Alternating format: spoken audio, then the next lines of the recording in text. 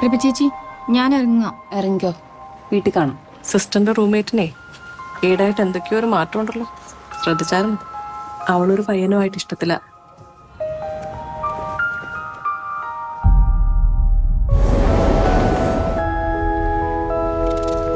ഇത് പ്രവേശിക്കാണല്ലോ.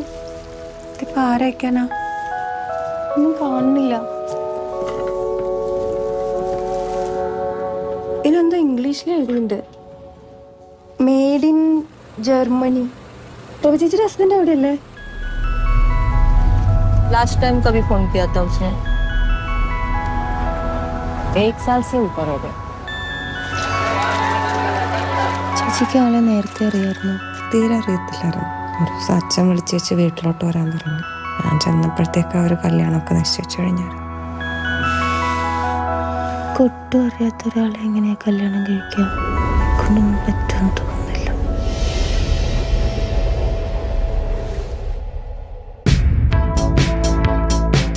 അതിനെൻ്റെ മോനെ രാത്രി വരെ കാത്തിരിക്കേണ്ടി വരും. പക്ഷേ തൽക്കാലത്തേക്ക് ഞാൻ ഈ മേഘത്തിൻ്റെ കയ്യിൽ കുറച്ച് ഉമ്മ കൊടുത്തു വിട്ടാലോ?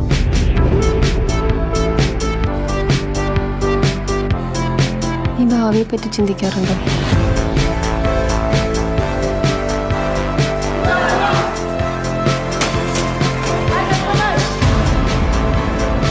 ആൾക്കാരെ നമുക്കറിയാം, പക്ഷെ നല്ലതാണ്. വലിയ സമയമൊന്നും